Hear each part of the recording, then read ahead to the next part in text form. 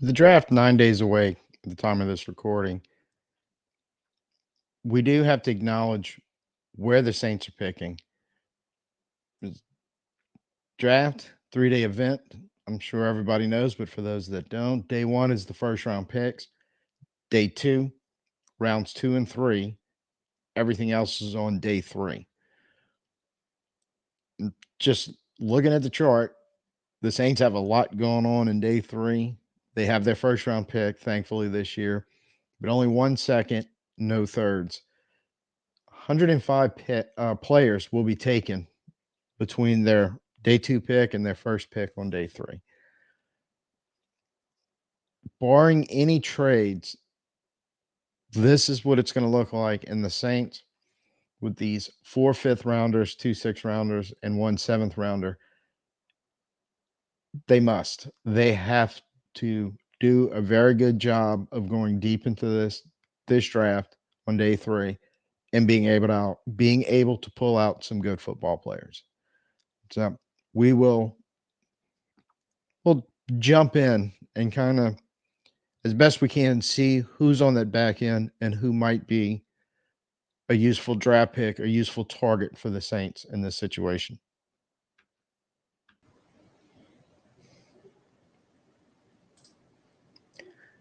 Looking at the defensive side of the ball and trying to find some day 3 opportunities for the Saints.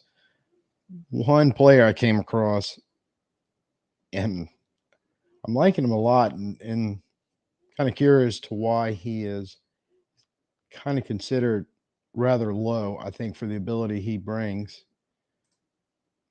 And that's Brennan Jackson, defensive end for Washington State. PFF has him ranked at 199, which is right in the right in the area of all those day 3 picks the Saints have. And similarly, when you look around at some other rankings, that's where he's kind of sitting. The book on him is he's a very strong guy, powerful burst, and it helps him with a speed to power rush when rushing the passer. They talk about very effective hand use, especially when he bull rushes, and that seems to kind of be one of his better. He's not really the speed guy that's going to run around and force a lot of pressure. He can do it, but the he's not really explosive as the take most people have on him. It's kind of a buildup for him to get up to speed. And when he takes um, it takes a few steps to get going, so it kind of also leads to an average ability for him to be able to change direction once he kind of does get moving. But seems to be an agreement that once he gets moving in a direction, he's really moving. He's big, he's strong, and when he gets going, he is fast and athletic.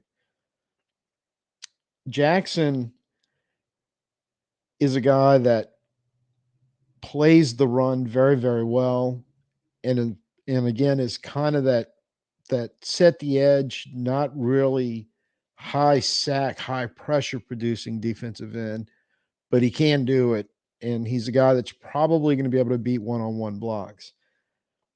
PFF actually kind of sums him up as he's a power profile, high effort, and in the NFL, they look at him as he could be a early rotational 4-3 defensive end, mean coming in early downs primarily to play the run, and with some development that he could potentially become an NFL starter and a full time guy where you can use him both in the in run defense and as well as being able to bring some pressure towards the quarterback.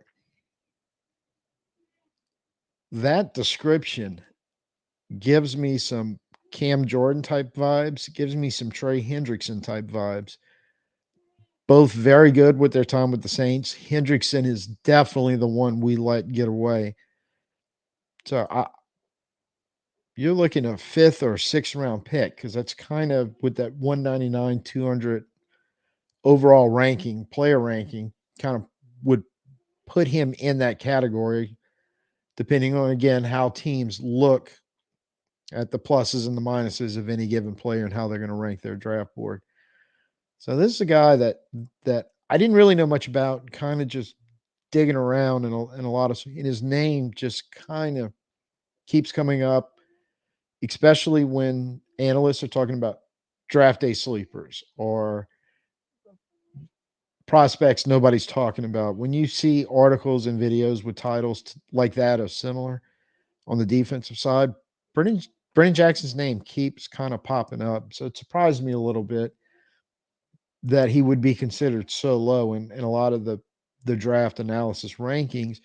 But I guess it's the league is viewed as being so pass heavy that if you're not, especially on the edge, if you're not bringing a strong, consistent, heavy pressure pass rush, especially speed based, it tends to devalue that player some. But I think the Saints have proven that's not necessarily true. Trey Hendrickson has definitely proven that once he moved to Cincinnati. So I think this is a guy that the Saints keep an eye on, and he's still in that area. He's an interesting prospect to bring on.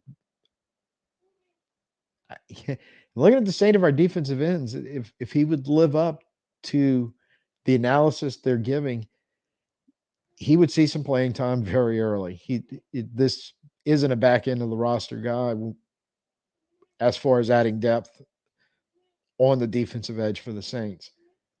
Interesting, interesting.